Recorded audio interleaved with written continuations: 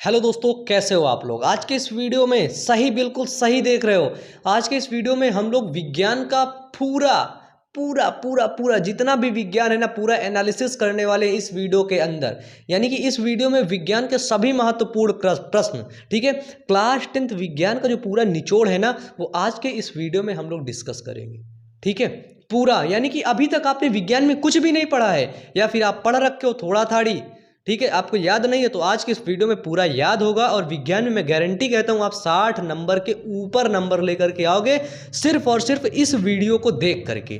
ठीक है, पूरी गारंटी, पूरे सिलेक्टेड क्वेश्चन है, इस वीडियो को पूरा देख लो। घर वालों से आज बता दो भैया कि मैं अब जा रहा हूं बायोमन से पढ़ने, मुझे 2 घंटे तक कोई डिस्टर्बेंस नहीं चाहिए। ठीक है, अपनी बुक ले लो, फुल एनालिसिस करके हम लोग पढ़ने वाले हैं। आप लोगों की एक प्राथमिकता है, पहले से मुझे चाहिए ये वीडियो में मेरे को 1000 लाइक चाहिए। जल्दी से कंप्लीट करो 1000 लाइक तुरंत। सभी बच्चे, ऐसा कोई बच्चा होना नहीं चाहिए जो बिना लाइक किए चला जाए।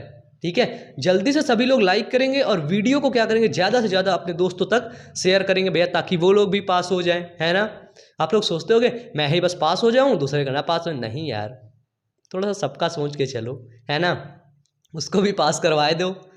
वैसे बाद में आपको कहेगा कि यार आपने बहुत अच्छा किया भैया, बायोमन सर के बारे में बता दिया, मैं पास हो गया, है ना। तो बता दिया जाता है इस तरह लोगों को। ठीक है, चलो, आप अच्छे बच्चे हो और मुझे यकीन है कि आप लोग इस वीडियो को पूरा देखोगे और विज्ञान में, अपने साइंस में बहुत अच्छा नंबर आप लोग लेकर के आओगे। ठीक है, तो चलिए वीडियो को लाइक करके जल्दी से चैनल को सब्सक्राइब करो, करो करो करो, जल्दी करो। चैनल को सब्सक्राइब आप लोग करते ही नहीं हो, मुझे पता है। आप लोग चैनल को सब्सक्राइब नहीं करते, भाग जाते हो तुरंत। ठीक है, जल्दी से चैनल को सब्सक्राइब करो, फिर हम लोग बढ़ते हैं आगे। चलो, तो आप लोग कर लिए होगे सब्सक्राइब। तो चलिए अब हम लोग बढ़ते हैं। अब हम लोग शुरू करते हैं विज्ञान के सबसे महत्वपूर्ण प्रश्नों को। हेलो परिंदो, आपने सही सुना, बिल्कुल बिल्कुल बिल्कुल फुल एनालिसिस है इस वीडियो के अंदर। ठीक है, आपकी class 10th science full analysis. अभी तक आप लोगों ने कुछ नहीं पढ़ा, मैं गारंटी के साथ कहता हूं कि इस वीडियो को देखने के बाद आप पास नहीं होगे, बल्कि बहुत अच्छे नंबर आप लेकर के आओगे। ठीक है, चलिए हम पहले क्वेश्चन की तरफ देखते हैं। इस वीडियो को आप लोगों को पूरा देखना है, पूरा, बहुत अच्छे नंबर लाओगे। ठीक है, उत्क्रमणीय अभिक्रिया क्या होती है और अनुत्क्रमणीय। ठीक है, इसमें यदि आपसे अंतर पूछेगा तो आप अंतर भी लिख लोगे। ठीक है, इसमें ट्रिपल फायदा हो रहा है आपका।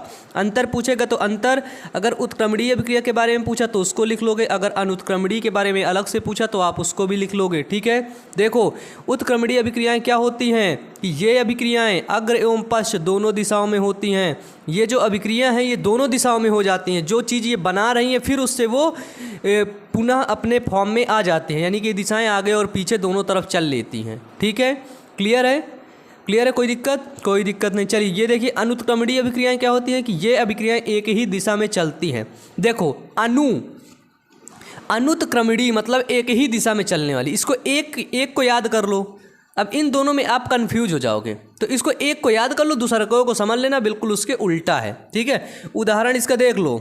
उदाहरण ये दे रखा है, जैसे PCl5 है, अगर हम इसको गर्म करते हैं तो ये PCl3 + Cl2 क्लोरीन इससे अलग हो जाता है। ठीक है, लेकिन अगर इसी पदार्थ को, इसी को हम ठंडा कर देते हैं तो ये पुनः PCl5 में बदल जाता है। ठीक है, तो ये कैसी अभिक्रिया है, ये एक उत्क्रमणीय अभिक्रिया है। ठीक है, ये एक प्रकार की कैसी अभिक्रिया है बच्चे, तो ये एक प्रकार की उत्क्रमणीय अभिक्रिया है। ठीक है, समझ गए कि उत्क्रमणीय अभिक्रिया क्या होती है कि ये अभिक्रियाएं अग्र एवं पश्च दोनों दिशाओं में होती हैं। ठीक है, देखो सेकंड नंबर, इन अभिक्रियाओं में उत्पाद पुनः संयोजित होकर क्रिया कारकों को बनाता है। ये देखिए, जो उत्पाद है ये क्या है हमारा, ये है उत्पाद। उत्पाद क्या हो रहा है, उत्पाद संयोजित होकर के क्या बना दे रहा है, उत्पाद संयोजित होकर के पुनः क्रिया कारकों को बना रहा है। ठीक है, पुनः किसको बना रहा है, पुनः क्रिया कारकों को बना रहा है उत्पाद।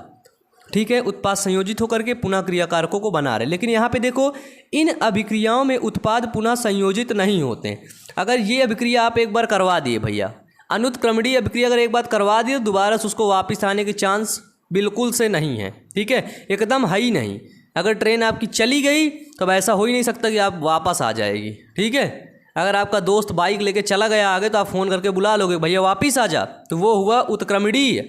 अगर ट्रेन एक बार आपकी चली गई तो दोबारा से वापस नहीं आएगी, फिर आप कुछ भी कर लो वापस नहीं आएगी। ठीक है, फिर देखो तीसरा नंबर क्या है, ये अभिक्रियाएं कभी पूर्ण नहीं होती हैं। अब भैया अगर ये अभिक्रियाएं हमेशा आसपास वही आपस में बनती रहेंगी, बिगड़ती रहेंगी, तो कहाँ से पूर्ण होंगी, कभी ये अभिक्रियाएं पूर्ण नहीं होंगी। ठीक है, और ये क्या है, ये अभिक्रियाएं पूर्ण हो जाती हैं। अगर ट्रेन एक बार चली गई तो क्या, जब तक अपने मंजिल तक नहीं पहुंच जाएगी तब तक वो नहीं रुकेगी, वो चलती रहेगी, है ना। यानी कि देखो CaCO3 है, जब हम इसको गर्म कर देंगे तो ये CaO में बदल जाएगा और CO2 अलग बदल जाएगा। ठीक है, यानी कि अगर एक बार ट्रेन चल दी तो अपनी मंजिल तक वो पहुंच गई। ठीक है, जो अनुत्क्रमणीय अभिक्रियाएं हैं वो अपने मंजिल तक पहुंचने के बाद क्या हो जाती है, खत्म। ठीक है, ट्रेन वहां से जाएगी, वहां मंजिल तक पहुंच गई, फिर वहां पे वो रेस्ट करेगी। ठीक है, हो गया फिर उसका काम। अब दूसरा ड्राइवर आके चलाएगा। समझ गए, उत्क्रमणीय अभिक्रिया, अनुत्क्रमणीय अभिक्रिया क्या होती हैं, इसको याद कर लो जल्दी से, इसी में याद कर लो। ठीक है, बाकी तुम लोग वीडियो देखते रहोगे तो पूरा आप लोग को याद ही हो जाएगा। ठीक है, 42 पेज का है। चलो अब आता है आपका सेकंड चैप्टर। सेकंड चैप्टर कौन सा है, चैप्टर का नाम है आपका अम्ल, क्षार एवं लवण। ठीक है, अम्ल, क्षार एवं लवण। ठीक है, चलो अम्ल, क्षार एवं लवण से क्या क्वेश्चन बनता है, सबसे पहले देख लो अम्ल क्या होता है। अम्ल यानी कि एसिड क्या होता है, तो देखो एसिड क्या होते हैं, ऐसे यौगिक होते हैं जिनके जलीय विलयन में हाइड्रोनियम आयन H3O+ आयन, ठीक है, आयन उपस्थित होते हैं, उसे हम लोग अम्ल कहते हैं। अम्ल किसे कहते हैं, जिसके जलीय विलयन में H3O+ आयन उपस्थित होते हैं, उनको हम लोग क्या बोलते हैं, अम्ल बोलते हैं। ठीक है, जैसे यहाँ पे HCl है हमारे पास, HCl में देखो ये हाइड्रोजन अलग निकल गया। ठीक है, या फिर हम इसे अम्ल को ऐसे ही बोल सकते हैं कि अम्ल ऐसे यौगिक होते हैं जो जल में घुल करके हाइड्रोजन आयन देते हैं। ठीक है, तो ये हाइड्रोजन आयन आपका निकल गए, तो ये क्या है, ये एक प्रकार का आपका अम्ल है, क्लोरीन अलग हो गया। फिर देखो जैसे H2O है, H2O, फिर देखो H2O के बाद क्या होता है, जब इसमें जब H2O में जब H+ जुड़ता है, H+ यानी कि एक आपका हाइड्रोजन जुड़ता है, तो ये क्या बना लेता है, ये बना लेता है हाइड्रोनियम आयन। मैंने अभी बताया ना कि अम्ल ऐसे यौगिक होते हैं जो जल में घुल करके या जलीय विलयन में हाइड्रोनियम आयन उनके उपस्थित होते हैं। ठीक है, ये बना लिया हाइड्रोनियम आयन, तो ये क्या हुआ, ये हुआ हमारा अम्ल। ठीक है, बिल्कुल सिंपल डिफिनीशन याद कर लो, अक्सर पूछा जाने वाला सवाल है। ठीक है, चलो आगे चलें। तीसरा नंबर क्वेश्चन है, तीसरा क्वेश्चन है आपका, इसी में है क्षार, यानी कि इसी में हम लोग पढ़ेंगे बेस, और इसी में है आपका साल्ट यानी कि लवण। ठीक है, चलो क्षार क्या होते हैं, तो ये ऐसे यौगिक हैं, क्षार ऐसे यौगिक होते हैं जो जलीय विलयन में उपस्थित H+ आयन से, ठीक है, जो जलीय विलयन में, ठीक है, जलीय विलयन मतलब H2O का जो भी हमारा सॉल्यूशन होगा, ठीक है, H2O का जो भी सॉल्यूशन होगा उसमें हमको पता है H+ आयन होंगे, बिल्कुल होंगे। तो ये जलीय विलयन में H+ आयन से संयोग करके, ठीक है, हाइड्रोजन आयन से संयोग करके लवण तथा जल बनाता है। क्या बनाता है, लवण तथा जल बनाता है, क्षार कहलाता है। ठीक है, देखो क्षार अलग होता है और क्षारक अलग होता है। ठीक है, अब हम लोग देखेंगे क्षारक क्या होता है। तो क्षारक ये ऐसे क्षार होते हैं जिनके जलीय विलयन में OH- आयन उपलब्ध होते हैं, या ऐसे क्षार जो जलीय विलयन में OH- आयन हाइड्रोक्साइड आयन देते हैं, क्या कहलाते हैं, क्षारक कहलाते हैं। क्या बोलते हैं, हाइड्रोक्साइड।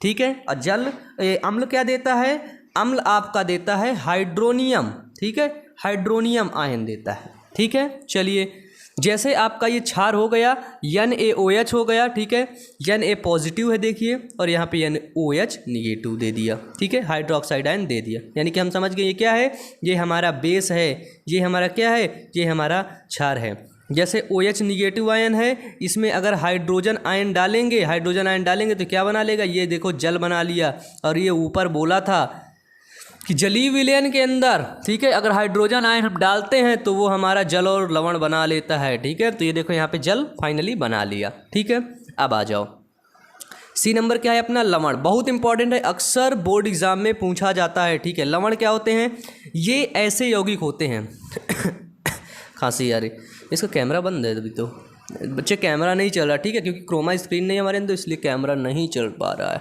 चलिए, लवण क्या होते हैं, ये ऐसे यौगिक होते हैं जो जलीय विलयन में अथवा पिघली हुई अवस्था में धनात्मक आयन, तथा ऋणात्मक आयन में वियोजित हो जाते हैं। लवण क्या होते हैं? जो साल्ट होते हैं वो पिघली हुई अवस्था में धनात्मक और ऋणात्मक, है ना, ऋणात्मक आयन में क्या हो जाते हैं? वियोजित हो जाते हैं। ठीक है, H+ आयन के अतिरिक्त यहाँ पे OH निगेटिव आयन के अतिरिक्त। ठीक है, तो यहाँ पे अम्ल, क्षार और लवण की डिफिनीशन याद कर लो, बहुत इंपॉर्टेंट है। ठीक है, इसमें अपन लोग बायोलॉजी भी देखेंगे, फिजिक्स भी देखेंगे, सारे क्वेश्चंस को एनालिसिस करेंगे अपन लोग। ठीक है, चलिए सबसे प्यारा क्वेश्चन पूछा जाता है प्रश्न नंबर 7, हाइड्रोजन आयन सांद्रण से क्या तात्पर्य है? ठीक है, हाइड्रोजन आयन सांद्रण से क्या तात्पर्य है? उदासीन विलयन में हाइड्रोजन आयन सांद्रण का मान कितना होता है? ठीक है, 2012 और 13 के अंदर पूछा गया है। बच्चे दिमाग मत अपना घुमाओ, चुपचाप से वीडियो को देखो। ठीक है, कहीं भी दिमाग जाने की जरूरत नहीं है, खाली इसको तुम देख बस लो। ठीक है, मैं कहता हूँ खाली इसको देख लो, आपको बोर्ड एग्जाम में ना 60 नंबर तो पक्का मिलेगा। ठीक है, 60+ नंबर मैं दिलाऊंगा। ठीक है, चलो देखो ये क्वेश्चन कैसे पूछा जाता है। पीएच की परिभाषा दीजिए, कितना घुमा के क्वेश्चन पूछता है ना। पीएच की परिभाषा दीजिए, हाइड्रोजन आयन से क्या संबंध है? ठीक है, पीएच मूल्य क्या है हमारे दैनिक जीवन में, इसका महत्व क्या है? 2019 के अंदर में देखिए भी पूछा गया था ये, है ना। यानी कि ये आपका ना मोस्ट इम्पॉर्टेंट क्वेश्चन है। चलो अब हम लोग इसका फाइनली उत्तर देख लेते हैं। ठीक है, चलिए उत्तर क्या आ रहा है कि हाइड्रोजन आयन सांद्रण को प्रयोग ग्राम आयतन प्रति लीटर में किया जाता है। जो हाइड्रोजन आयन सांद्रण का प्रयोग होता है वो को प्रायः ग्राम आयतन प्रति लीटर अर्थात मोल प्रति लीटर में प्रदर्शित करते हैं। जो हाइड्रोजन आयन सांद्रण है उसको मोल प्रति लीटर या फिर ग्राम आयन प्रति लीटर में उसको प्रदर्शित करते हैं। ठीक है, फिर देखो हाइड्रोजन आयन सांद्रण सामान्यतः 1 से, ठीक है, 1 × 10 की पावर -14 मोल प्रति लीटर तक होता है। अगर ये पूछा जाए कितना होता है तो ये 1 से शुरू होता है और 1 × 10 की पावर -14 मोल प्रति लीटर तक होता है। ठीक है, अब देखो हाइड्रोजन आयन सांद्रण को अधिक सुविधाजनक रूप से प्रदर्शित करने के लिए, ठीक है, क्या है कि हाइड्रोजन आयन सांद्रण को अधिक सुविधाजनक रूप में प्रदर्शित करने के लिए सोरेनसन नामक वैज्ञानिक, कौन से वैज्ञानिक बच्चे? सोरेनसन नामक वैज्ञानिक ने सन 1909 में एक नई पद्धति का प्रयोग किया। ठीक है, जिसे पीएच पद्धति या फिर पीएच स्केल कहते हैं। ठीक है, पीएच का फुल फॉर्म क्या होता है देख लेना। पीएच का फुल फॉर्म होता है पोटेंशियल ऑफ हाइड्रोजन। क्या होता है? पोटेंशियल ऑफ हाइड्रोजन, या फिर इसको बोलते हैं पावर ऑफ हाइड्रोजन। ठीक है, पावर ऑफ हाइड्रोजन। ठीक है, पीएच की खोज किसने की थी बच्चे? तो पीएच की खोज सोरेनसन नामक वैज्ञानिक ने किया था, ये यहाँ पे लिख रखा है। ठीक है, पीएच की खोज किसने किया था बताओ? तो पीएच की खोज सोरेनसन नामक वैज्ञानिक ने किया था। ये फॉर्मूला याद कर लो। ठीक है, अब ये फॉर्मूला मैं आपको कुछ नहीं कर सकता, बिल्कुल सिंपल है। PH equal to -log H+ ion. ठीक है, बिल्कुल सिंपल फॉर्मूला है। पीएच इक्वल टू क्या है? -log H+ ion. ठीक है, बराबर log 1/H+ आयन। ठीक है, ये फॉर्मूला बहुत इंपॉर्टेंट है, बहुत ज़्यादा इंपॉर्टेंट। अब ये पीएच क्या होता है, पावर ऑफ हाइड्रोजन क्या होता है, इसके बारे में थोड़ा सा देख लेते हैं, क्योंकि इससे बहुत ज़्यादा इंपॉर्टेंट क्वेश्चन बनते हैं।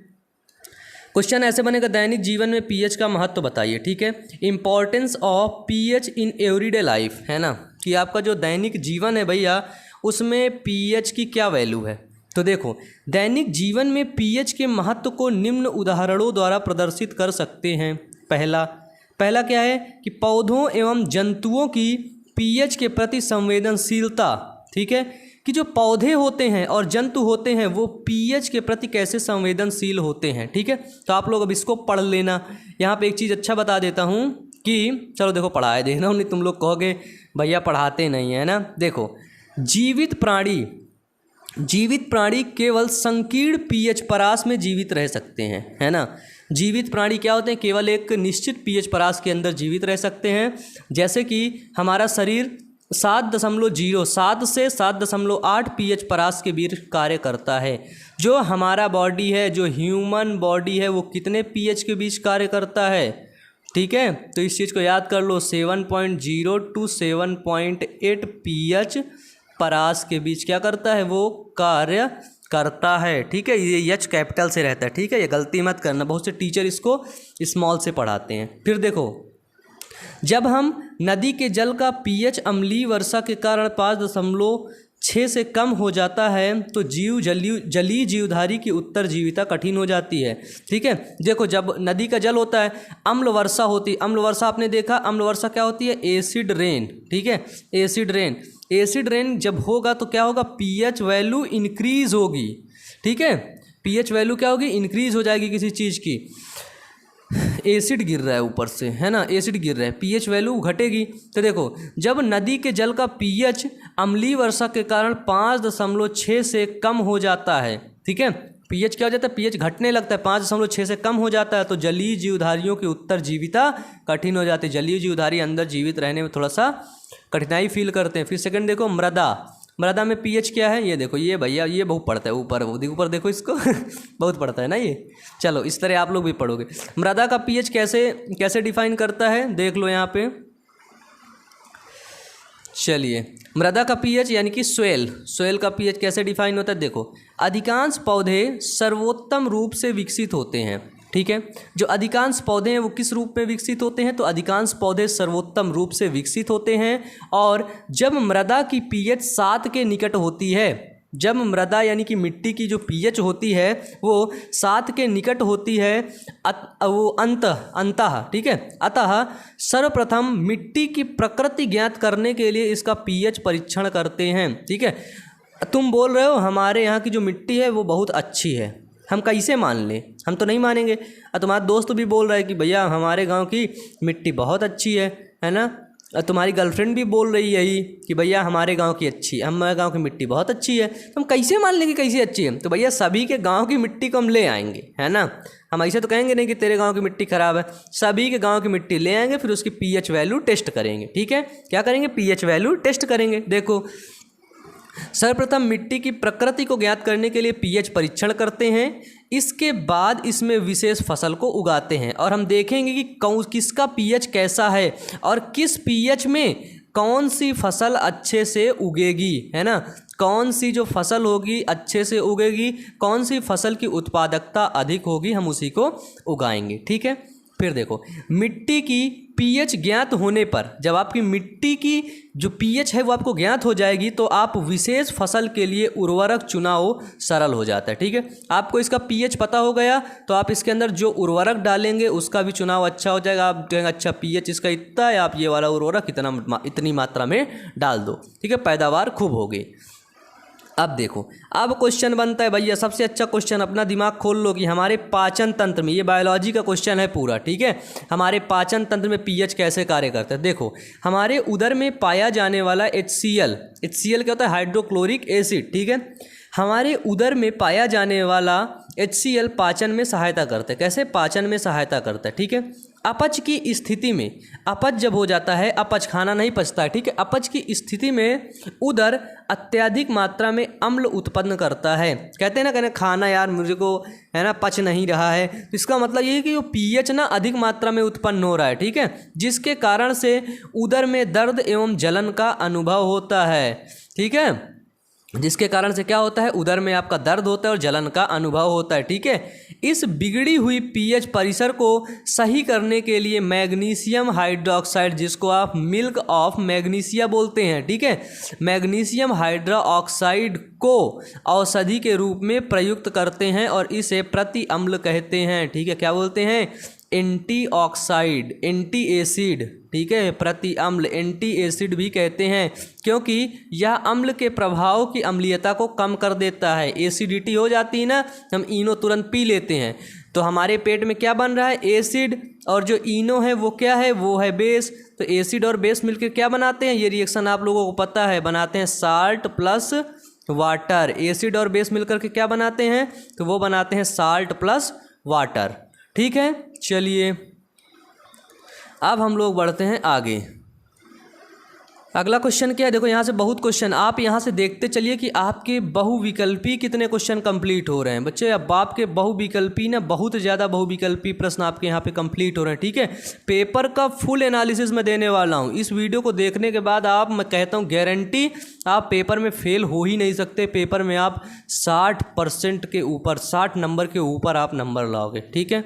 चलो अब देखो, पीएच परिवर्तन के कारण दंत क्षय, है ना। जब पीएच परिवर्तन हो जाता है तो दांत जो होते हैं ना खराब होने लगते, दांत में क्षय होने लगते, टूटने लगते हैं। देखो, दांतों का इनेमिल जिसको बोलते हैं दंतवल्क, ठीक है, दांतों में पाया जाने वाला जो इनेमिल होता है ना, ये शरीर का सबसे कठोर भाग होता है, ठीक है। क्या होता है?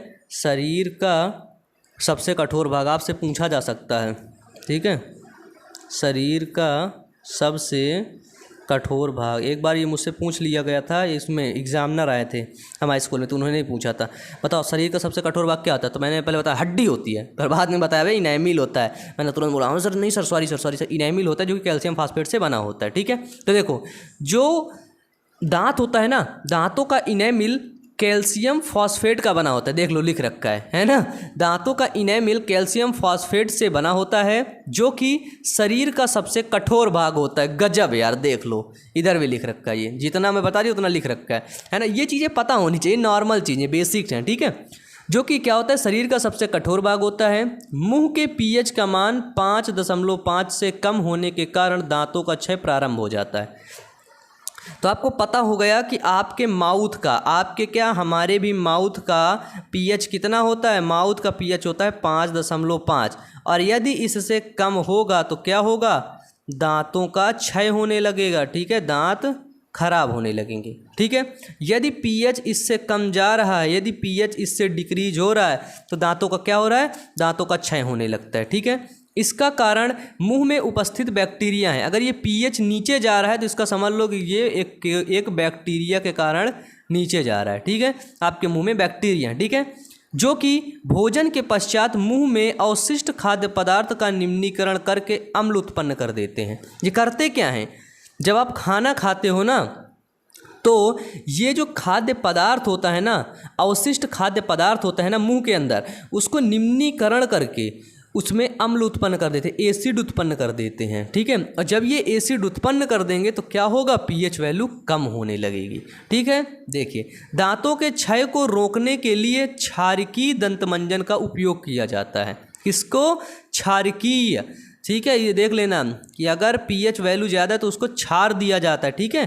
क्षारकीय दंत मंजन का उपयोग किया जाता है, या फिर इसका उपयोग करके अम्ल की आधिक्य मात्रा को उदासीन कर देते हैं। जब अम्ल की मात्रा ज़्यादा हो जाती है तो उदासीन कर देते हैं। मैंने आपको बताया ना, एक चाचा हैं भैया, ये थी अपने गर्लफ्रेंड के साथ घूम रहे थे, इनके पेट में खूब बना एसिड, तो इनको दर्द वगैरह ये सब चीज़ें शुरू हो गई तुरंत। अब इन्होंने किया क्या, इनकी जो गर्लफ्रेंड थी, इनकी जो जीएफ थी, तुरंत इनको दे दी इनो। अब ये चाचा इनो पिए क्योंकि इनके पेट में एसिड बन रहा था, और ये इनो है हमारा बेस। क्या है? बेस, यानी कि अम्ल की अम्लीयता को ये कम कर देगा, और कम करके क्या बना लेगा, साल्ट बना लेगा और वाटर बना लेगा, ठीक है, साल्ट और वाटर बना लेगा, ठीक है। तो यही हुआ। तो ये था आपका पीएच का पोर्शन, समझ गए। अब आ जाओ, अब आता है भैया अपना नेक्स्ट चैप्टर, धातु अधातु से क्या पढ़ना है आपको, ठीक है। मेटल्स एंड नॉन मेटल से आपको क्या पढ़ के जाना है। और ये भैया मेटल एंड नॉन मेटल ना सबसे ज़्यादा महत्वपूर्ण है, आपके बोर्ड एग्ज़ाम से ना सबसे ज़्यादा महत्वपूर्ण है। और इसके मैंने ना एक अलग से वीडियो बना करके रखे, मेटल और नॉन मेटल का अलग से वीडियो बना करके रखें। वो वीडियो आपको चैनल पर मिल जाएंगे, नहीं तो आपको प्लेलिस्ट पर देखने को मिल जाएंगे, ठीक है। प्लेलिस्ट का नाम है क्लास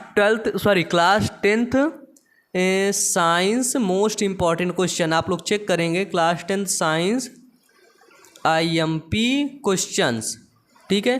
तो ये है हमारी प्लेलिस्ट, और उसी प्लेलिस्ट पर आपको सभी वीडियोस आपको मिल जाएंगे। तो वहाँ पर जाकर के धातु अधातु का जितना भी इम्पोर्टेंट क्वेश्चन है देख लो, ठीक है। इसमें निस्तापन है ना, और आपका आता है भर्जन, और आपका आता है प्रगलन। इसको मैंने सब कुछ समझा चुका है, ठीक है, बहुत चीज़ें आपको मैं समझा चुका हूँ। तो आप लोग जा करके देख लो, ठीक है। आइए देख लेते हैं हम इसके आगे। धातु अधातु में एक सबसे अच्छी चीज़ पूछ ली जाती है कि खनिज क्या होते हैं, अयस्क क्या होते हैं। क्यों पूछ ली जाती है? 2020 के अंदर ये पूछा गया था, है ना। 2020 के अंदर पूछा गया था खनिज क्या होते हैं जिनको खोद के निकाला जाता है, खदान से प्राप्त की जाती है, और अयस्क क्या होते हैं कि वह खनिज जिनसे धातु के निष्कर्षण के बाद लाभप्रद एवं आर्थिक दृष्टि से उपयोगी होता है, अयस्क कहलाता है। ठीक है, खनिज क्या होती हैं? धातुओं के यौगिक पृथ्वी के अंदर खानों में जिस रूप में मिलते हैं उसे खनिज कहते हैं। जो धातु होती है, मेटल होते हैं, उनके जो यौगिक होते हैं वो पृथ्वी के अंदर जिस रूप में हमें मिलते हैं उनको क्या बोलते हैं? उनको खनिज बोलते हैं। और अयस्क किसको बोलते हैं? कि वह खनिज जिनसे धातु का निष्कर्षण लाभप्रद होता है। ठीक है, हमने ये एक तसला खनिज ले आए हम, है ना, ये है हमारा खनिज। कहाँ से ले आए? पृथ्वी से खोद करके निकालना है। ठीक है, अब ये है हमारा क्या है? ये है खनिज। अब ये अयस्क कब होगा? अब हमें पता हो गया कि भैया इस खनिज में क्या है? धातु है। इस खनिज के अंदर क्या है? इस खनिज के अंदर धातु है। तो हम इसके क्या करेंगे? इसको हम निष्कर्षण करेंगे। ठीक है, इसको क्या करेंगे? इसको हम निष्कर्षण करेंगे, और निष्कर्षण करके हम लोग क्या निकाल लेंगे? अयस्क निकाल लेंगे, धातु इससे निकाल लेंगे। तो ये हमने निकाल लिया धातु। ठीक है, अब ये धातु क्या है? ये धातु भैया हमारे लिए लाभप्रद है। ठीक है, लाभप्रद है आर्थिक दृष्टि से, है ना। ये अब हमें क्या देगी? ये अब हमें पैसे देगी। ठीक है, तो आर्थिक दृष्टि से लाभप्रद है, तो मतलब अपने काम की है भैया, इसे अंदर कर लो, है ना। अगर तुम खाली मिट्टी उठा लाए तो हम भगा देते, कहते भग पागल कहीं की, मिट्टी क्या करेंगे हम लोग, हैं, हटाओ इसे।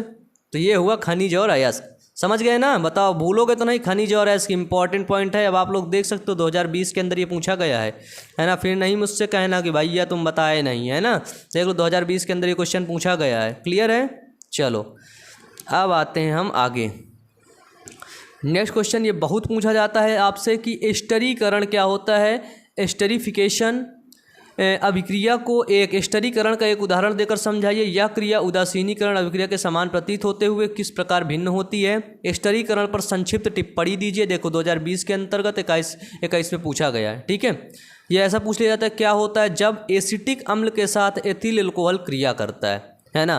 क्या होता है जब, ये क्वेश्चन पूछा जाता है, एसिटिक अम्ल के साथ एथिल अल्कोहल क्रिया करता है। तो भैया इसको सबका आपको बताना ही पड़ेगा, है ना। देखो स्टरीकरण आप लोगों ने पढ़ रखा है ना। स्टरीकरण में किसी एल्कोहल जैसे कि एथेनॉल तथा किसी अम्ल जैसे कि एसिटिक एसिड की पारस्परिक क्रिया से एस्टर तथा जल बनता है। क्या बनता है? एस्टर बनता है और जल बनता है, उसी को बोलते हैं स्टरीकरण। स्टरीकरण की बिल्कुल सिंपल फॉर्मूला है, सिंपल डिफिनीशन है कि स्टरीकरण में किसी एल्कोहल तथा किसी अम्ल की परस्पर अभिक्रिया करके एस्टर और जल बनाया जाता है, स्टरीकरण कहलाता है। जैसे ये देख लो है हमारा एथेनॉल, है ना, CH3COOH। इसके बाद ये है हमारा एसिटिक एसिड C2H5OH। फिर ये बना लिया हमारा एस्टर CH3COO C2H5 और H2O, ये बना लिया हमारा एस्टर। ठीक है, देखो अब ये क्या हुई हमारी उदासीनीकरण। उदासीनीकरण में कोई एसिड किसी क्षार से क्रिया करके लवण तथा जल बनाता है। आप न्यूट्रलाइजेशन रिएक्शन जानते हैं? न्यूट्रलाइजेशन रिएक्शन यानी कि उदासीनीकरण अभिक्रिया। उदासीनी अभिक्रिया में क्या होता है कि अम्ल और क्षार आपस में क्रिया करके क्या बनाता है? लवण तथा जल बनाता है। इसी तरह इसमें क्या होता है? उदासीनीकरण जब कोई एसिड, ये आपका है एसिड और ये क्या है? ये है आपका बेस, है ना, और ये क्या है? एसिड। एसिड और क्षार क्रिया करके क्या बनाता है? लवण तथा जल बनाता है। उदाहरण देख लो, जैसे उदाहरण इधर देख लो, वो गलत बता दिया मैं। उदाहरण देखो, जैसे एसिटिक एसिड है हमारे पास, है ना, CH3COOH है, और हमने ले लिया कोई एक क्षार NaOH, हमने एक क्षार ले लिया। ठीक है, जब हमने NaOH एक क्षार ले लिया तो देखो ये लवण बनाया और ये जल बनाया, यानी कि CH3COO Na बना लिया और ये हमारा H2O बना लिया। ठीक है, बिल्कुल सिंपल डिफिनीशन है ना। ज़्यादा इसमें चूँ चपाड़ नहीं करने को, बिल्कुल सिंपल है। इसको समझ लो, एक दो बार समझोगे, लिखोगे तो समझ आ जाएगा। ठीक है, देखो दोनों अभिक्रियाओं में जल का अणु बनता है। क्या बनता है? दोनों अभिक्रियाओं में एक जल का अणु बनता है, परंतु स्टरीकरण में एसिड में सिंगल बॉन्ड OH के समूह से एल्कोहल के H परमाणु का निर्माण होता है, हाइड्रोजन परमाणु का निर्माण होता है। तथा एस्टर में क्या होता है? तथा एस्टर में CH3COO निगेटिव तथा C2H5 पॉजिटिव आयन नहीं होता है। ठीक है, क्या क्या नहीं होता है? CH3COO और C2H5 प्लस आयन नहीं होते हैं। ठीक है, फिर देखो इसके विपरीत उदासीनीकरण में एसिड के, ठीक है, क्या हो गया कि इसके विपरीत उदासीनीकरण में एसिड के हाइड्रोजन आयन के संयोग से क्षार के OH निगेटिव आयन से होकर जल बनाता है। ठीक है, हाइड्रोक्साइड आयन से होकर के क्या बनाता है, जल बना लेता है, तथा लवण में CH3COO तथा Na पॉजिटिव आयन होते हैं। ठीक है, क्लियर हो गया ये पॉइंट आपका, ये पॉइंट क्लियर हो गया, ये सबसे ज़्यादा इम्पोर्टेंट पॉइंट है, इसको याद कर लेना। ठीक है, क्लियर है। चलो अब बढ़ते हैं अपन लोग आगे। आगे देखो, ये सबसे ज़्यादा अच्छा क्वेश्चन पूछा जाता है भैया। क्वेश्चन क्या है, साबुनीकरण अभिक्रिया। साबुनीकरण अभिक्रिया भैया उदाहरण देकर के समझाना है। साबुनीकरण पर टिप्पणी देख लो, पूछा कब गया, 2018, 2019, 2020। महामैराथन क्लास है आपकी आज। ठीक है, सभी पूरा अपन लोग क्लियर करेंगे, पूरा चुपचाप एक कोना पकड़ लो, घर वालों से बताए दो भैया देखो बायो अमन की क्लास चलने जा रही। ठीक है, अब हम बायो अमन भैया से पढ़ने जा रहे हैं। अब हमका परेशान ना कहियो, क्योंकि हम बायो अमन से बायो अमन पॉइंट में पढ़ रहे हैं। और ये बायो अमन पॉइंट किसकी ऑर्गेनाइजेशन है, ये ऑर्गेनाइजेशन सिर्फ और सिर्फ आप लोगों की है। मैं साफ से कह रहा हूँ आप लोगों की है। ठीक है, तो जल्दी से वीडियो को लाइक कर दिया करो। ठीक है, और चैनल को जल्दी से सब्सक्राइब कर लो, तुरंत तुरंत तुरंत। ठीक है, देखो साबुनीकरण अभिक्रिया क्या होती है, तो देखो तेल और वसा, जो तेल और वसा होते हैं, तेल और वसा पर क्षार की अभिक्रिया से साबुन, ठीक है, क्षार की अभिक्रिया से साबुन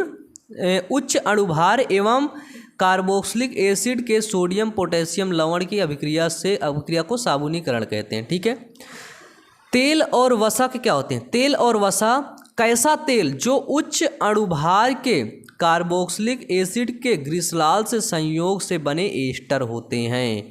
ठीक है, तेल और वसा क्या होते हैं, जो उच्च अणुभार के कार्बोक्सिलिक एसिड के ग्लिसरॉल के संयोग से बने एस्टर होते हैं। उन पर तेल और वसा पर क्षार की जब अभिक्रिया होती है तो उससे जल अपघटन होता है। जल अपघटन से साबुन, ठीक है, साबुन कैसा बनता है, उच्च अणुभार के कार्बोक्सिलिक एसिड सोडियम पोटेशियम लवण की अभिक्रिया के बनता है साबुनीकरण। उस क्रिया को बोलते हैं साबुनीकरण। ठीक है, क्लियर है यहाँ पे आपको। देखो ये स्ट्रक्चर आपको बनाना पड़ेगा भैया, CH2OO C15H31। ठीक है, फिर देखो ये पूरा स्ट्रक्चर आप लोग याद कर लो। ये जो फॉर्मूला है, ये फॉर्मूला है ग्लिसरॉल टाइपामिटेट का। ठीक है, ये फॉर्मूला किसका है, तो ये फॉर्मूला है ग्लिसरॉल टाइपामिटेट का। ठीक है, जिसके अंदर तेल वसा का एक प्रभाज है सॉरी। ठीक है, फिर देखो यहाँ पे सोडियम पॉमिटेट जो कि साबुन बन गए। साबुन का फॉर्मूला क्या होता है, सोडियम पॉमिटेट। ठीक है, और ये क्या बना लिया, ग्लिसरॉल भी बना लिया। क्लियर है पॉइंट। चलो अब बढ़ते हैं हम लोग आगे।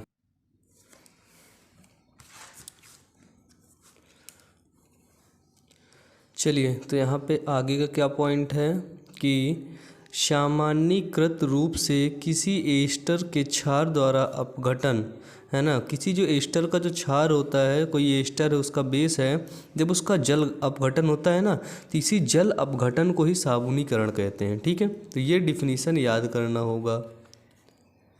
ठीक है, देखो दे रखा है एथिल एसीटेट। एथिल एसीटेट का फॉर्मूला क्या होता है, CH3COO C2H5। ये क्या है, ये है एथिल एसीटेट। जब इसमें क्षार, ये देखिए NaOH डाल दिया, तब इस क्या होता है, इसका जल अपघटन को ही साबुनीकरण कहते हैं। तो इसका जल अपघटन हो जाता है तो इसी को साबुनीकरण बोलते थे। ठीक है, ये बना लिया हमारा सोडियम एसीटेट और ये बना लिया हमारा एथेनॉल, क्योंकि इसका हो गया, क्या हो गया, इसका हो गया जल अपघटन। ठीक है, क्लियर है यहाँ तक, आगे चलें। चलो, अगर हो सकेगा तो इसका PDF मैं नीचे डिस्क्रिप्शन बॉक्स में इसकी लिंक डाल दूंगा, आप लोग इसे डाउनलोड कर सकते हैं वहाँ से। चलिए, सबसे अच्छा साबुन नहीं सॉरी सबसे अच्छा टॉपिक क्या आता है, कपड़ा धोने का साबुन और नहाने के साबुन में अंतर। कभी कभी ऐसे ही पूछ लिया जाता है कि बाथिंग सॉप कौन सा है और वॉशिंग सॉप कौन सा है। ठीक है, देखो कपड़ा धोने के लिए हम लोग को पता है हम अलग यूज़ करते हैं ना, जैसे भी बहुत ढेर सारे ब्रांड हैं। और नहाने के लिए अपन लोग अलग साबुन, महकती हुई साबुन यूज़ करते हैं ना। तो देख लेते हैं कि कपड़े धोने के साबुन में क्या मिला रहता है, नहाने के। तो देखो कपड़े धोने के साबुन घटिया किस्म के तेल या वसा से बनाए जाते हैं। जो बच्चे जो कपड़ा धोने वाला साबुन होता है ना, जिससे अपन लोग कपड़ा धुलते हैं, वो बड़ा मतलब कैसे बनाया जाता है, ये देखो, ये है कपड़े धोने का साबुन। है ना। तो ये जो साबुन है वो घटिया किस्म के तेल, गंदे तेल और वसा से ये बनाया जाता है ना। क्लियर है। आगे देखो, नहाने का साबुन क्या होता है। नहाने का साबुन उच्च कोटि का तेल जिसे बोलते हैं लाई का प्रयोग किया जाता है। जो नहाने का साबुन होता है ना, अपना ब्रांड, वो क्या होता है, वो उच्च कोटि के तेल से उसको बनाया जाता है। ठीक है। और कपड़ा धोने वाले साबुन को घटिया तेल से बनाया जाता है। क्लियर है। चलिए सेकंड पॉइंट, कपड़ा धोने के साबुन में पूरक पदार्थ, ठीक है, जैसे स्टार्च, सोडियम सिलिकेट आदि मिलाए जाते हैं। ठीक है, जिससे कपड़े अच्छे से साफ हो जाते हैं, है ना। कपड़े धोने के साबुन में क्या होता है, ये सोडियम सिलिकेट और स्टार्च मिलाए जाते हैं, जिससे कपड़े बहुत अच्छे तरीके से साफ हो जाएं। ठीक है, बहुत अच्छे तरीके से, मतलब चमकते हुए कपड़े दिखें। कल के आज कपड़ा धुल के डाल दो, कल वो कपड़ा तुम्हें चलते हुए मिले, इतना चमक रहे हैं। अभी देखो सेकंड नंबर, इसमें क्या होता है, नहाने के साबुन में, नहाने के साबुन में पूरक पदार्थ नहीं मिलाए जाते हैं, है ना। सोडियम सिलिकेट और स्टार्च नहाने के साबुन में नहीं मिलाया जाता है। क्या करेंगे, नहाने के साबुन में मिला करके आदमी के शरीर को काटेंगे, हैं नहीं मिलाया जाता। फिर देखो तीसरा नंबर, प्रायः अरुचिकर गंध को दबाने के लिए सामान्य प्रकार की सुगंध मिलाते हैं। ठीक है, मतलब जैसे इतना मिला करके साबुन बना रहे दोनों को, तो इसमें से अरुचिकर गंध आएगी, है ना, खराब गंध आएगी, और उस खराब गंध को दबाने के लिए, कम करने के लिए एक विशेष प्रकार का इसमें सुगंध मिला देते हैं। ठीक है, विशेष प्रकार का सुगंध मिलाते हैं। तीसरा नंबर देखो, इसमें अच्छे प्रकार का सुगंध मिलाया जाता है ना। जो नहाने का साबुन होता है, देख रहे हो नहाने का साबुन बिल्कुल महकता हुआ आप लोग को मिलता है। तो नहाने के साबुन के अंदर क्या होता है, इसमें अच्छे प्रकार का सुगंध मिलाया जाता है। क्लियर है। चलिए चौथा नंबर देखिए, कपड़े धोने का साबुन हानिकारक क्षार मिला होता है। ठीक है, चौथा नंबर क्या बोलता है कि जो कपड़े धोने का साबुन होता है उसमें हानिकारक क्षार मिला होता है ना। क्लियर है कि कपड़े धोने के साबुन में हानिकारक क्षार मिला होता है। और ये हानिकारक क्यों होता है, क्योंकि हमारे कपड़े भी तो खतरनाक होते हैं, है ना। इंडिया में लोग कपड़े तब तक गंदा करते हैं जब तक कि कोई उन्हें बोल नहीं देता कि अबे तू बहुत गंदे कपड़े पहना है ना। सच में तब तक गंदा करते हैं। यहाँ पे इंडिया है। अब देखो चौथा नंबर इधर क्या बोल रहा है कि नहाने के साबुन में हानिकारक क्षार की मात्रा नहीं होती है। ठीक है, हानिकारक क्षार नहाने के साबुन के अंदर नहीं मिलाया जाता है। क्लियर है ये पॉइंट। चलिए पांचवा नंबर देखिए कि यह प्रायः कठोर होता है। कपड़ा धोने वाला साबुन आप लोग देखे हैं ना, कितना कठोर होता है बिल्कुल। पहले लोग इसको, कपड़े धोने के साबुन को बट्टी बोला करते थे, बट्टी, है ना, बट्टी मिला करती थी, उसको रगड़ते रहो, है ना। तो अब तो खैर निरमा आ गया है, बहुत ढेर सारी चीज़ें बदल रही, मॉडर्न टेक हो रहा है। ठीक है, तो सारी चीज़ें बदल रही हैं, है ना। तो ये क्या होता है, ये प्रायः कठोर होता है क्योंकि इसमें कास्टिक सोडा से बनते हैं। ठीक है, क्योंकि इसे कास्टिक सोडा से बनाते हैं। ये जो साबुन होती है, कपड़ा धोने का साबुन किससे बनाते हैं देख लेना। कपड़ा धोने का साबुन बनाते हैं कास्टिक, का से कपड़ा, का से कास्टिक सोडा। सोडा होता है ना, सोडा, खाने वाला सोडा, एक होता है कपड़ा धोने वाला सोडा। ठीक है, ध्यान रखना। कुछ गांव की तरफ लोग आज भी इसको निरमा नहीं बोलते हैं, है ना। जो निरमा होता है अपन लोग का, उसको निरमा वगैरह कुछ नहीं बोलते, टाइड वगैरह कुछ नहीं बोलते हैं ना, उसको सोडा बोलते हैं, सोडा। ठीक है, पांचवा नंबर इधर देखिए, कपड़े धोने का, वो नहाने का साबुन, यह प्रायः मृदु होते हैं, है ना। क्या होते हैं, जो नहाने का साबुन होता है प्रायः मृदु होता है, क्योंकि इसे कास्टिक पोटाश से बनाते हैं। ठीक है, जो इसको है, इसको कास्टिक सोडा से बनाते हैं, और नहाने वाले साबुन को कास्टिक पोटाश से बनाते हैं। ठीक है, इधर क्या होता है, कपड़ा धोने वाले साबुन को कास्टिक सोडा और नहाने के साबुन को कास्टिक पोटाश से बनाते हैं। क्लियर है। चलिए अब चलते हैं नेक्स्ट चैप्टर भी हमारा शुरू हो गया है। ठीक है, नेक्स्ट चैप्टर में पहला क्वेश्चन इसमें से आता है कि मेंडलीव के आवर्त सारणी का सिद्धांत बताओ। भैया जो मेंडलीव चाचा थे, उन्होंने आवर्त सारणी जब अपना सिद्धांत प्रस्तुत किया तो उन्होंने क्या क्या बताया। ठीक है, पहला है तत्वों के गुणधर्म उनके परमाणु द्रव्यमान का आवर्ती फलन होते हैं। ठीक है, पहला पॉइंट याद करो मेरे साथ कि तत्वों के जो गुणधर्म होते हैं, उनका जो परमाणु द्रव्यमान होता है, उनके क्या होते हैं, उनके वो आवर्ती फलन होते हैं। ठीक है, सेकंड नंबर देखो, मेंडलीव की आवर्त सारणी में 8 ग्रुप तथा 6 पीरियड होते हैं। ठीक है, जो मेंडलीव की आवर्त सारणी थी है उसमें क्या होते हैं, उसमें 8 ग्रुप होते हैं, याद रखना 8 ग्रुप होते हैं और 6 पीरियड होते हैं, ठीक है। 8 ग्रुप और 6 पीरियड होते हैं, ठीक है। तीसरा नंबर देखिए, उस समय तक 63 तत्व ज्ञात थे। जब मेंडलीव चाचा ने अपनी सारणी दिया था, है ना, ये है अपने मेंडलीव चाचा। जब इन्होंने आवर्त सारणी दिया तो उस समय केवल 63 तत्व ज्ञात थे, ठीक है, जिनके ऊपर मेंडलीव ने अपना प्रयोग किया। इन्हीं तत्वों के ऊपर मेंडलीव चाचा ने अपना प्रयोग कर दिया और 63 तत्व के बाद इन्होंने बताया कि इसमें 8 ग्रुप होते हैं, ठीक है, इनकी सारणी में, आवर्त सारणी में, और क्या होते हैं, और होता है 6 पीरियड होते हैं, है ना, 8 ग्रुप और 6 पीरियड होते हैं। क्लियर है? चलिए, मेंडलीव की आवर्त सारणी क्लियर है, इसको देख लेना, बहुत इंपॉर्टेंट है आपके एग्ज़ाम के पॉइंट ऑफ व्यू से। ओके, चलिए फिर देखिए, ये है मॉडर्न पीरियोडिक टेबल, है ना, क्या है, मॉडर्न पीरियोडिक टेबल, ठीक है। मॉडर्न मतलब आधुनिक, तो जो आधुनिक पीरियोडिक टेबल है ना वो मोजले ने बनाया था। किसने? मोजले ने, ठीक है। मोजले की सारणी है आधुनिक पीरियोडिक टेबल, ठीक है। जो आधुनिक पीरियोडिक टेबल है वो परमाणु द्रव्यमान की तुलना में उसका परमाणु संख्या अधिक महत्वपूर्ण योगदान अदा करता है ना। जो आधुनिक पीरियोडिक टेबल है उसमें क्या है, उसमें 18 ऊर्ध्वाधर स्तंभ हैं, ठीक है। स्तंभ याद आ रहा है, उसमें 18 ऊर्ध्वाधर स्तंभ हैं, ठीक है। और इधर क्या है, इधर नीचे वाला है वो 7 या 7 क्षैतिज पंक्तियां हैं। क्या हैं? 7 क्षैतिज पंक्तियां, ठीक है। इस तरह करके टोटल 18 हैं, ठीक है। और इस तरह वाला है 7। एक सेकंड,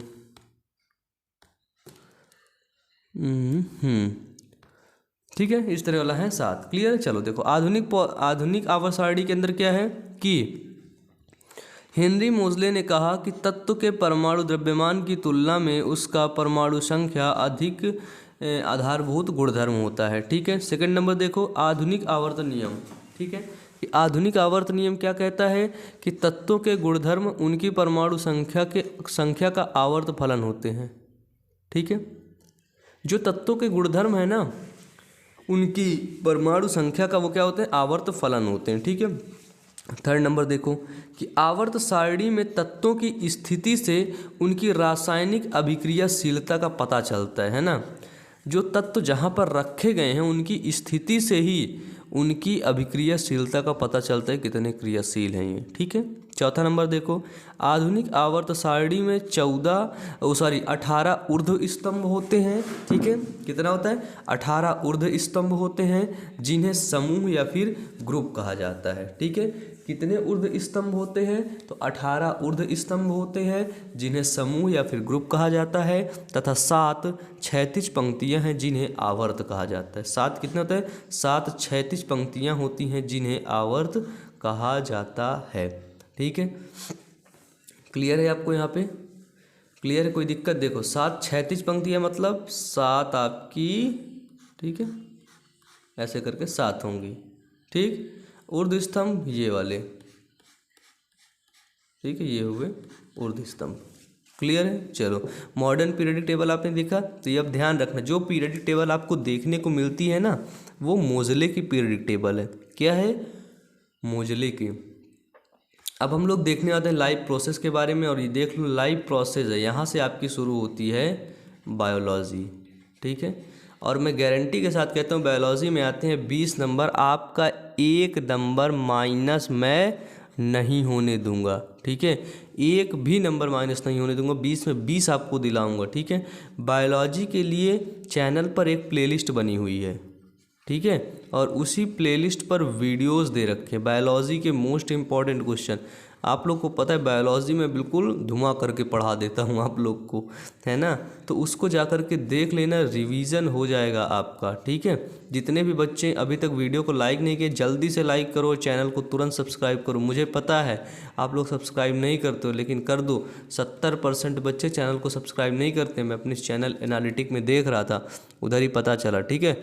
लाइफ प्रोसेस में सबसे पहला पॉइंट आता है आपका पोषण किसे कहते हैं, ठीक है। न्यूट्रिशन के अंदर क्या होता है? न्यूट्रिशन के अंदर पोषक पदार्थ होता है। न्यूट्रिशन के अंदर क्या होता है? न्यूट्रिशन के अंदर पोषक पदार्थ होता है। उन्हीं पोषक पदार्थ को हम लोग क्या करते हैं, अपने अंदर ग्रहण करते हैं, खाते हैं। देखो पोषण किसे कहते हैं कि किसी जीव द्वारा पोषक पदार्थों को ग्रहण करना तथा उनका प्रयोग करना पोषण कहलाता है, ठीक है। पोषण क्या होता है कि किसी जीव द्वारा पोषक पदार्थ को ग्रहण करना। पोषक पदार्थ जैसे क्या होते हैं? पोषक पदार्थ आपके हो गए जो हमें एनर्जी देते हैं। पोषक पदार्थ उनको बोलते हैं जो हमें क्या देते हैं? जो हमें ऊर्जा देते हैं, जो हमें एनर्जी देते हैं, उनको अपन लोग बोलते हैं पोषक पदार्थ, ठीक है। तो किसी जीव द्वारा पोषक पदार्थों को ग्रहण करना तथा उनका उपयोग करना पोषण कहलाता है, ठीक है। पोषण अपना दो प्रकार का होता है, स्वपोषी पोषण और विषमपोषी पोषण। क्या है? पहला है स्वपोषी पोषण, विषमपोषी पोषण। स्व का मतलब क्या होता है? आप कहते हैं ना, कहते बोले तू तो खुद से कमाने लगा है ना, सेल्फ डिपेंडेंट हो गया है, मतलब खुद से कमा रहा है। स्वपोषी मतलब खुद से खाना बना रहा है, खुद से वो पोषण ले रहा है। खुद से क्या ले रहा है? पोषण ले रहा है। अब विषम मतलब वो अपने पोषण के लिए, अपने खाना के लिए दूसरों पर निर्भर है। जैसे हम लोग, अपन लोग, ये देखो जैसे ये हूँ मैं, है ना, और एक आँख, दोनों आँख है भैया, ठीक है, ये मत कहना एक आँख है।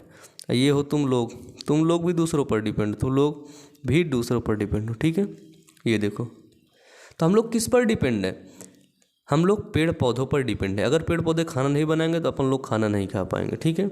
लेकिन ये जो पेड़ पौधे, ये किस पर डिपेंड है? ये तो खुद पर डिपेंड है ना, ये खुद ही खाना बनाते हैं। सूर्य की उपस्थिति में प्रकाश संश्लेषण क्रिया के द्वारा ये खाना बनाते हैं, ठीक है। चलो पढ़ो। स्वपोषण क्या होता है कि स्वपोषण में पर्यावरण से सरल अकार्बनिक पदार्थ लेकर के, ठीक है, पर्यावरण में है जो इन्वायरमेंट है उसमें से सरल अकार्बनिक पदार्थ लेने। कैसे? सरल अकार्बनिक पदार्थ लेकर तथा बाह्य ऊर्जा स्रोत जैसे सूर्य का उपयोग करके उच्च ऊर्जा वाले जटिल कार्बनिक पदार्थों का संश्लेषण करना है, ठीक है।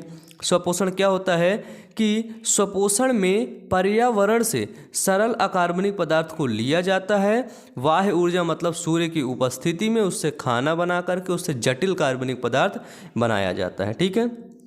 यही है हमारा स्वपोषण। बिल्कुल, स्वपोषण देखो ग्राफ के माध्यम से समझ लो कि स्वपोषण पर्यावरण से, ये भैया पर्यावरण से लेगा ये और कहाँ उसके पास है, ठीक है।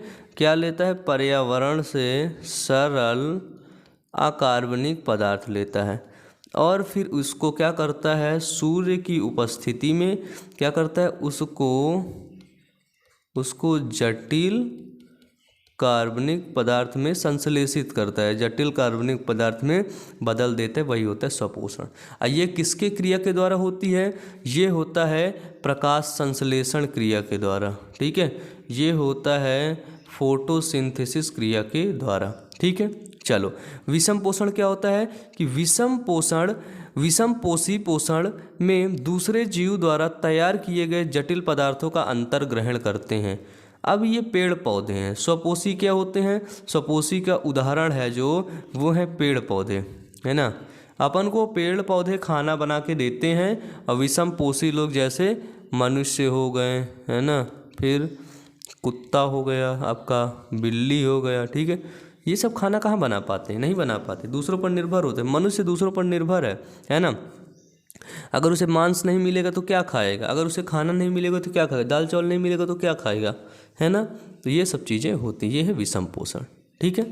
चलिए आप लोग परेशान नहीं होना, ठीक है, बस क्लियर करवाते हुए चल रहा हूँ, सारे इंपॉर्टेंट पॉइंट ले रहा हूँ। देखो ये क्वेश्चन बहुत पूछा जाता है, याद रखना इस क्वेश्चन को, ठीक है। क्या करना है आप लोग को, इस क्वेश्चन को याद रखना है। फोटोसिंथेसिस रिएक्शन, ठीक है, प्रकाश संश्लेषण की क्रिया अक्सर पूछी जाती है एग्जाम के अंदर, ठीक है। तो इसका मैं रिएक्शन बता देता हूँ, देख लो। रिएक्शन है 6CO2 + 12H2O प्रकाश और क्लोरोफिल मिलाकर के क्या बनाता है, C6H12O6 और 6H2O 6O2, ठीक है। प्रकाश संश्लेषण में 4 चीज़ों की आवश्यकता होती है, कार्बन डाइऑक्साइड, जल, क्लोरोफिल और सूर्य का प्रकाश। 4 चीज़ों की आवश्यकता होती है। पादप से वातावरण कार्बन डाइऑक्साइड रंध्रों द्वारा प्राप्त कर लेते हैं, जल नीचे से पहुंच जाता है जल, ठीक है। जल कौन सा ऊतक के द्वारा जाता है, तो जल जाता है जाइलम ऊतक के द्वारा, ठीक है। जाइलम उसको जल पहुंचा देता है। इसके बाद क्लोरोफिल कहाँ मिलता है, हरे पत्तों के अंदर क्लोरोफिल पाया जाता है, जिसे क्लोरोप्लास्ट होता है, ठीक है। क्लोरोप्लास्ट के अंदर क्लोरोफिल मौजूद रहता है, ठीक है। फिर सूर्य का प्रकाश मिल करके ये लोग अपना भोजन बना लेते हैं, ठीक है। ये बना लिया स्टार्च। क्लियर है फोटोसिंथेसिस रिएक्शन। चलो आगे आ जाओ जल्दी से, 1 शॉर्ट रिवीजन अब आपका होगा, क्विक रिवीजन, ठीक है। 13 नंबर, कुपोषण से क्या तात्पर्य है, इसके कारण भी लिखिए। कुपोषण से क्या तात्पर्य भैया, हो गए कुपोषित, आप बताओ कुपोषण क्या होता है। कुपोषण का तात्पर्य है कि शरीर का पोषण ठीक से ना हो पाना, अर्थात भोजन करने और कई रोग ना होने पर भी शरीर का वृद्धि और विकास ना होना, है ना। देखो जो कुपोषण होता है मतलब शरीर का जो पोषण होता है ना वो ठीक से नहीं मिल पाता है, ठीक है। आप भोजन करते हो, अच्छा भोजन करते हो, ठीक है, और आपको कोई रोग भी नहीं होता है, लेकिन फिर भी आपकी शरीर नहीं बनती, वही होता है कुपोषण, ठीक है। इसके कई कारण होते हैं। अधिक मात्रा में भोजन करना, यदि आप अधिक मात्रा में भोजन करते हो तो भी आप कुपोषण के शिकार हो जाते हो, या फिर आप कम मात्रा में भोजन करते हो तो भी आप कुपोषण के शिकार हो जाते हो, ठीक है। भोजन का असंतुलन होना, ठीक है। भोजन का असंतुलन मतलब देख रहे हैं 10 दिन से आप खाली चावल ही चावल खाए जा रहे हो, है ना, दाल सब्जी रोटी ऐसा कुछ खा ही नहीं रहे हो, सेब अनार है ना, सारी चीज़ें खा ही नहीं रहे हो, तो आप जाहिर सी बात है कुपोषण के शिकार हो जाओगे, ठीक है। फिर देखो भोजन का अनियमित होना, ठीक है, भोजन का अनियमित होना भी कुपोषण से आपको कुपोषण का शिकार बना सकता है, ठीक है। या शरीर में कोई रोग अथवा दोष होना जिसके कारण पोषण ठीक से नहीं होता हो, ठीक है। शरीर में आपका कोई ऐसा रोग है जिसके कारण से पोषण आपका ठीक तरीके से नहीं हो पाता, ये होते कुपोषण के लक्षण, ठीक है। चलिए अब क्विक रिवीजन में मैं जल्दी जल्दी करूँगा, नहीं तो धीरे धीरे मैं पढ़ाता रह जाऊँगा, ठीक है। हीमोग्लोबिन क्या होता है, हीमोग्लोबिन क्या होता है, तो हीमोग्लोबिन लाल रुधिर कणिकाओं में लौह युक्त पाया जाता है। जो हीमोग्लोबिन Hb होता है वो कहाँ पाया जाता है, वो पाया जाता है RBC के अंदर, ठीक है। हीमोग्लोबिन लाल रुधिर कणिकाओं में लौह युक्त प्रोटीन पाया जाता है, ठीक है। हीमोग्लोबिन एक प्रकार की प्रोटीन होती है और ये लौह युक्त प्रोटीन होती है जिसे हीमोग्लोबिन कहा जाता है, ठीक है। इसका रंग लाल होता है, हीमोग्लोबिन का रंग क्या होता है, हीमोग्लोबिन का रंग लाल होता है। इसी कारण रुधिर कर्णिकाएं लाल होती हैं, जो रुधिर कर्णिकाएं होती हैं वो लाल होती हैं, ठीक है। किसके कारण से, हीमोग्लोबिन, अगर शरीर में हीमोग्लोबिन नहीं है तो शरीर पीला पड़ जाएगा, ठीक है। तो ब्लड लाल किसकी वजह से होता है, हीमोग्लोबिन की वजह से। क्लियर है। देखो हीमोग्लोबिन ऑक्सीजन तथा कार्बन डाइऑक्साइड के परिवहन में भाग लेता है। हीमोग्लोबिन का मेन काम क्या होता है, ऑक्सीजन और कार्बन डाइऑक्साइड का ट्रांसपोर्टेशन, ठीक है, बस यही काम है इसका। क्लियर है। देखो इसके कार्य देख लो, फंक्शन ऑफ हीमोग्लोबिन क्या है कि श्वसनांगों में हीमोग्लोबिन ऑक्सीजन को अवशोषित करके एक अस्थायी यौगिक बनाता है जिसे ऑक्सी हीमोग्लोबिन कहते हैं, ठीक है।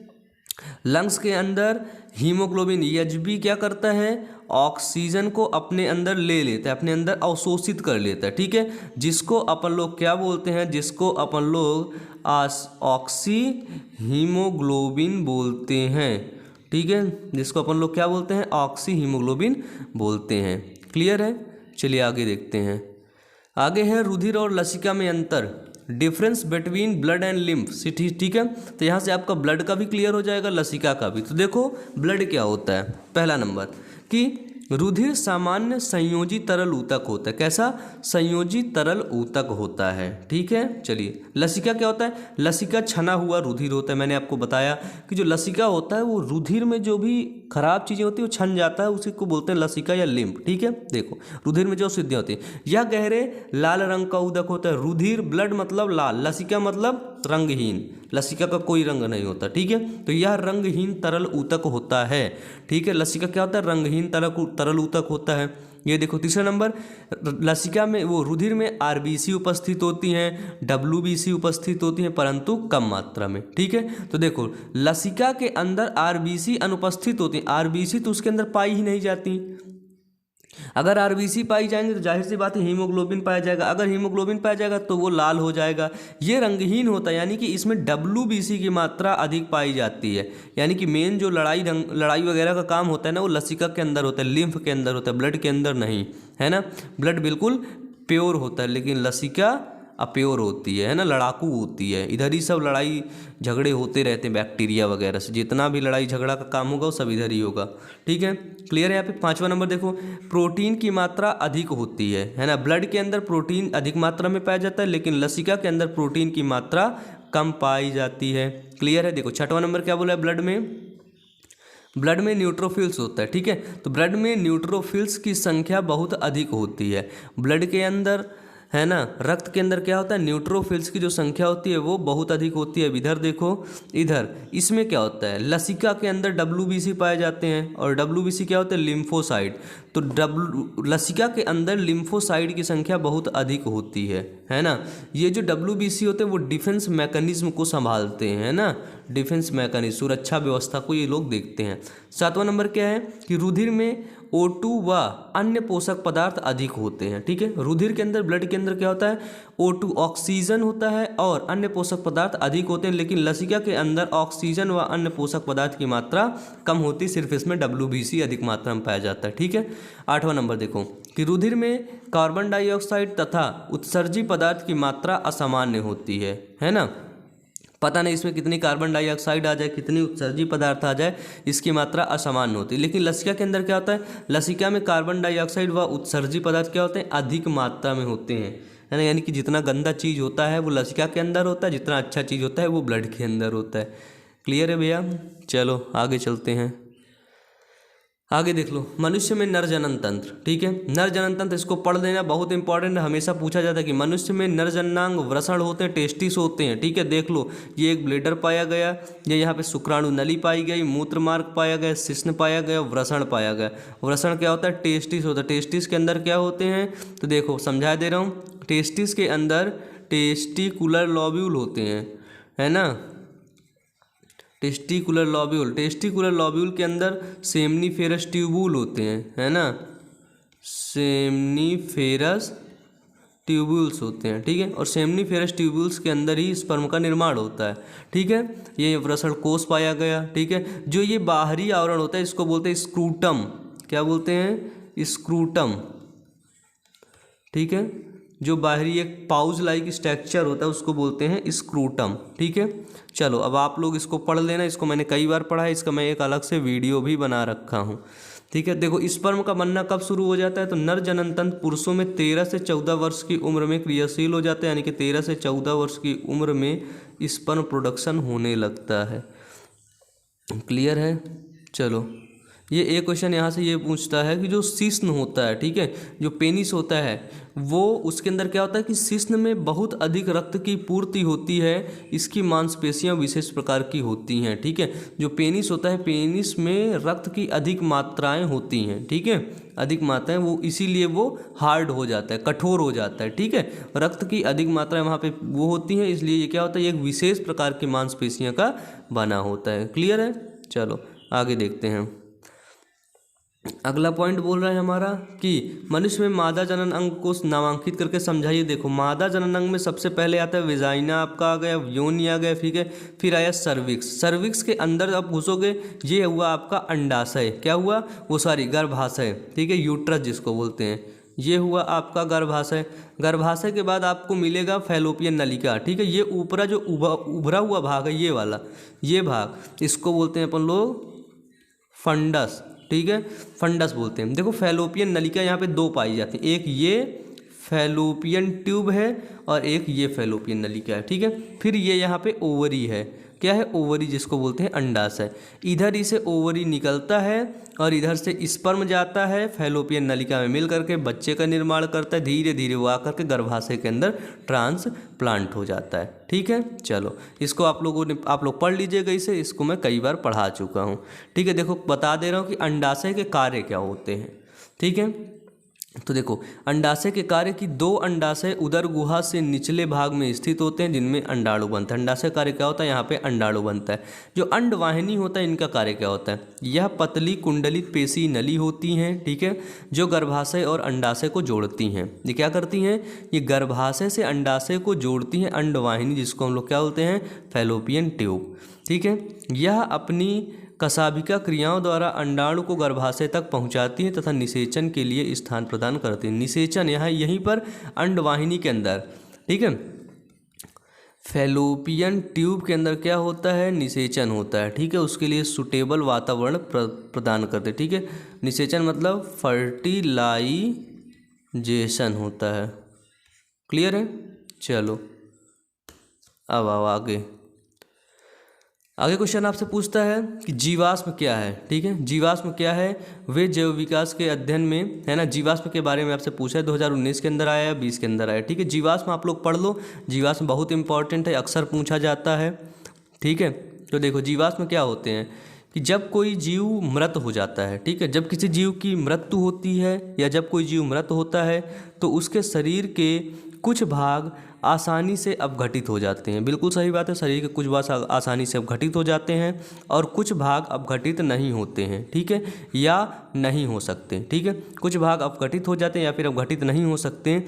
और जब जीव का शरीर या अनावघटित भाग कीचड़ या पतली मिट्टी में परिवर्तित हो जाता है और लंबे समयांतर के बाद वो कठोर हो जाता है। ठीक है, वो उधर ही पड़ा रहेगा और बहुत समय के बाद वो बहुत कठोर हो जाएगा। ठीक है, या शरीर के भागों के चिन्ह या छाप इम्प्रेशन छोड़ देता है वो। ठीक है, शरीर के मतलब जहाँ पे पड़ा रहेगा वहाँ पे, जैसे मूवीज़ वगैरह में देखते हो कि जो लाश को गाड़ दी जाती है, लाश को गाड़ दी जाती है, देखने में क्या मिलता है, वहाँ पे वो एक छाप छोड़ देता है। ठीक है, ये सभी क्या होते हैं, ये सभी परिरक्षित अवशेष जीवाश्म या फॉसिल कहलाते हैं। ठीक है, अंततः देखो, अंतः जीवाश्म प्राचीन जीवों के वे कठोर प्रस्तर हुए या अवशेष हुए जिनकी छाप या प्राकृतिक संसाधनों द्वारा सुरक्षित रहते हैं। ठीक है, जीवाश्म कहलाते हैं। ठीक है, उनकी प्राकृतिक छाप रहती है, वो क्या होती है, प्रकृति उनको सुरक्षित वातावरण प्रदान करती है। क्लियर है, चलो जीवाश्म की उम्र का पता का आकलन कब किया जाता है, यह आकलन करने के लिए हम निम्न विधियों का प्रयोग करते हैं। 2 विधियां हमारे पास। कैसे, पृथ्वी की विभिन्न परतों में जीवाश्म की सापेक्ष स्थिति। ठीक है, जो पृथ्वी की विभिन्न परतें हैं उसके अंदर जीवाश्म की जो सापेक्ष स्थिति है उसको देखते हैं। फिर सेकंड नंबर क्या है, रेडियोधर्मी तत्वों की मात्रा के अवकलन द्वारा। ठीक है, जो रेडियोधर्मी तत्व हैं उनकी जो मात्रा है उनके अवकलन द्वारा क्या करते हैं, जीवाश्म की उम्र का पता लगाते हैं। कार्बन डेटिंग के द्वारा भी जीवाश्म की उम्र का पता लगाया जा सकता है। ठीक है, चलिए ये क्वेश्चन आता है 4 नंबर, बहुत इंपॉर्टेंट क्वेश्चन है कि मेंडल के निम्नलिखित नियमों का उदाहरण देकर स्पष्ट कीजिए। ठीक है, प्रभाविता के नियम को समझाइए और पृथक्करण के नियम को समझाइए। स्वतंत्र विवहन के नियम को देख लो कब कब पूछा गया है, 2018, 19, 20, 20, 18, मतलब ये क्वेश्चन ना सबसे ज़्यादा इम्पॉर्टेंट है और बहुत ढेर सारे बच्चों की डिमांड थी कि सर ये बहुत टीचरों से हमने पढ़ा लेकिन ये हमें समझ नहीं आया, तो नहीं आया, तो इस पर मैं एक अलग वीडियो बनाया हूँ। ठीक है, वो है मेंडल के नियम। आप लोग इस वीडियो को देख लो, मैं गारंटी के साथ कहता हूँ अपने बच्चों तक सिखाओगे। ठीक है, बच्चों को सिखाओगे। मेंडल ने 3 नियम दिए थे, प्रभाविता का नियम, पृथक्करण का नियम, स्वतंत्र विवहन का नियम। ठीक है, तो चलो सबसे पहले अब बच्चे क्या करेंगे, आज की क्लास यहीं पे ख़त्म करते हैं यार, बहुत वक्त हो रहा है। ठीक है, आप लोग भी बोर हो जाओगे। कितने क्वेश्चन है पता है, अभी मैं दिखा दे रहा हूँ आप लोग को। अभी 25 पेजेस हुए हैं लेकिन टोटल हैं 42 पेजेस। ठीक है, तो हम लोग अब अगली क्लास लेंगे, एक नेक्स्ट क्लास लेंगे। ठीक है, जिसको सेकंड क्लास के नाम से जानेंगे, उसका थंबनेल भी यही होगा, टाइटल भी यही होगा, बस उसमें सेकंड नंबर लिखा होगा। ठीक है, तो ये सब लोग अभी जाओ, बोर हो गए हो यहाँ पर पढ़ते, अब मेरे को देख के पढ़ लो थोड़ा सा। ठीक है, फ़ोटो तो लगी है, फ़ोटो से क्या होता है, वीडियो होता तो अच्छा होता। अब देखो जाओ सब लोग पहले मेंडल के नियम को पढ़ो। ठीक है, इसका एक अलग वीडियो बन रखा है, उसको जा करके सब लोग तुरंत जाओ, जल्दी से पढ़ो। ठीक है, तो वीडियो को लाइक कर देना, चैनल को सब्सक्राइब कर देना। ठीक है, यार तुम लोग भी बोर हो गए हो मुझे लग रहा है। अगर बोर हो रहे हो तो तुम लोग को समझ नहीं आएगा, फिर आपका एग्ज़ाम ख़राब होगा। ठीक है, इसका पार्ट 2 बाद में देख लेना 2-1 घंटे बाद। ठीक है, बहुत जल्दी वो वीडियो अपलोड कर दिया जाएगा। ठीक है, चलिए तो वीडियो को लाइक करके चैनल को सब्सक्राइब कर दीजिए, पढ़ते रहिए, मेहनत करते रहिए। Wish you all the best, thank you.